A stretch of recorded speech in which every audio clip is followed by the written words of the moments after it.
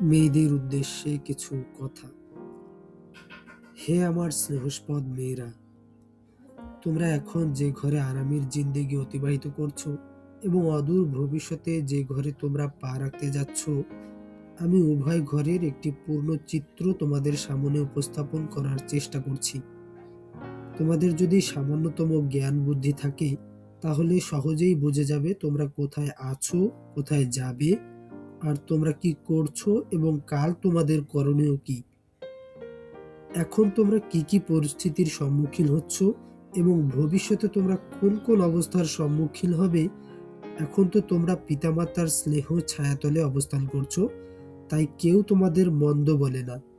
কিন্তু কাল তোমরা কার অধীনে যাচ্ছ তা কি কখনো একটু চিন্তা করে দেখেছো? পিত্রালয়ে তো তোমরা তোমাদের পিতামাতা আরাম, প্রিয়তা, অবহেলা, অন্যায় আচরণ, একগুঁয়েমি প্রভৃতি ঢেকে রেখেছেন, প্রকাশ হতে দেননি। কিন্তু শ্বশুরালয়ে তা কে ঢেকে রাখবে? কেই বা তা বরদাস্ত করবে?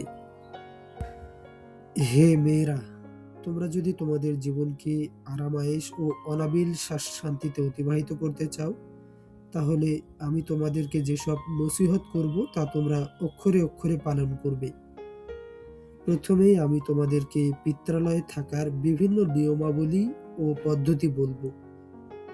এর দ্বারা তোমাদের অনেক কিছু জানা হয়ে যাবে। তারপর তোমরা তোমাদের শ্বশুরালয়ের কিছু নিয়মাবলী ও আচরণবিধি বাতলিয়ে দিব, যার দ্বারা তোমাদের সামনে লেনদেন, আচার ব্যবহার প্রভৃতি একটা আদর্শ চিত্র ভেসে আসবে।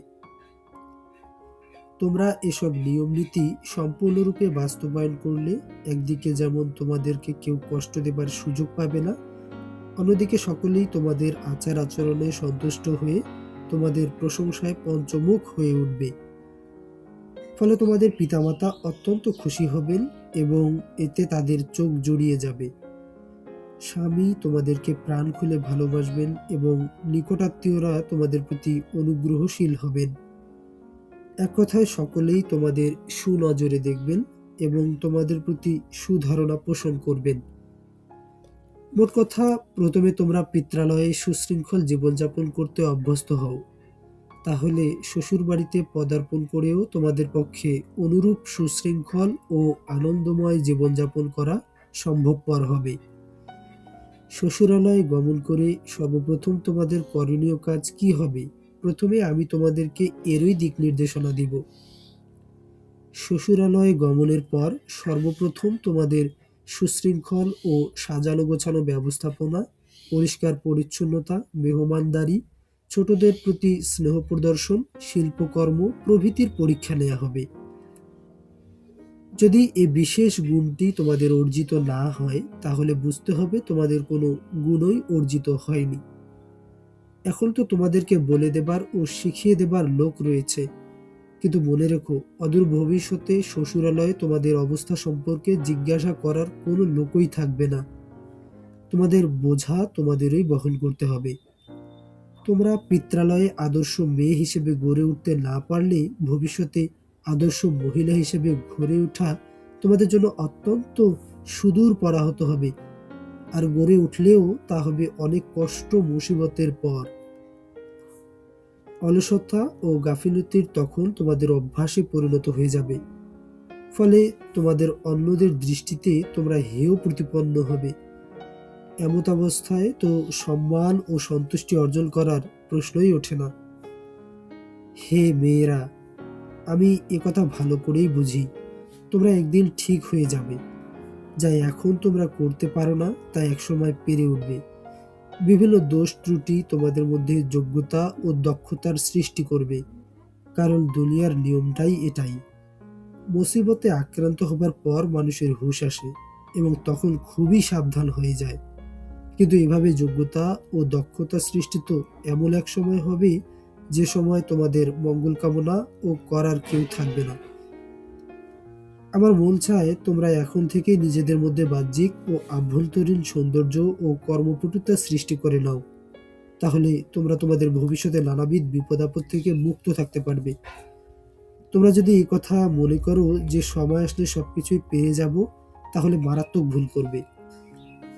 কেননা দু এক সময়ে কাজ উত্তম, তো সুচারুরূপে সম্পাদনা করতে ফেললে ওরা প্রকৃত যোগ্যতার পরিচয় নয়, বরং প্রকৃত যোগ্যতার পরিচয় তো তখনই হবে যখন কোনো কঠিন কাজকে অন্যের সাহায্য ছাড়াই অতি সহজে করে ফেলতে পারবে।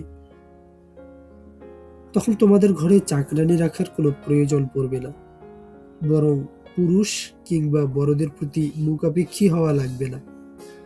তোমরা এমন হুঁশিয়ারির সাথে কাজ করবে যাতে ঘরের পুরুষরা সেবাকর্ম দেখাশোনা ভালোভাবে পায়।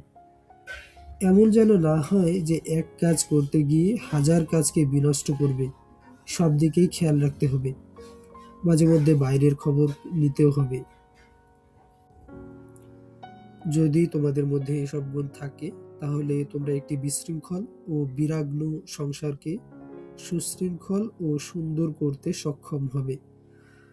যদি কখনো কোনো ত্রুটিও হয়ে যায় তাহলে তোমাদের উপস্থিত জ্ঞানই তা ঠিক করে দেবে। বন্ধুকে বন্ধু এবং শত্রুকে শত্রু মনে করবে। যা কিছু বলবে তা খুব বুঝে শুনে বলবে। এতে নিজেরও কোনো ক্ষতি হবে না, অন্যেরও হবে না। ঝগড়া বিবাদ তখনই তোমাদেরকে থেকে অনেক দূরে অবস্থান করবে এবং সর্বত্রই কেবল তোমাদেরই প্রশংসা শোনা যাবে। শত্রু ও বন্ধুতে পরিণত হবে। কেউ তোমাদের বিরুদ্ধে অভিযোগ করার কোনো সুযোগ পাবে না। তোমাদের বুদ্ধিসুলভ আচার আচরণের কারণে সকলেই তোমাদেরকে মহব্বত করবে। তখন অবস্থা দাঁড়াবে, এখন কখনো কোনো কাজ বা সঠিকতার পরিপন্থী হয়ে গেলেও তা বেঠিক বা অশুদ্ধ বলে মনে করা হবে না। কেননা বুদ্ধিমানের দ্বারা কদাচিৎ কোনো বেকুফের কাজ প্রকাশ হয়ে গেলেও তা মন্দ মনে করা হয় না। বেকুফ এবং নির্বোধ লোকেরা তো তাদের অজ্ঞতার কারণে সবকিছু বিগড়ে দেয় এবং বন্ধুকে শত্রুতে পরিণত করে। পক্ষান্তরে জ্ঞানীরা শত্রুকে বন্ধুতে পরিণত করতে পারে। আমি তোমাদের যেসব নসিহত করেছি এবং সামনে যা করব এর সবগুলো বোঝা তোমাদের জ্ঞানের উপর নির্ভর করে।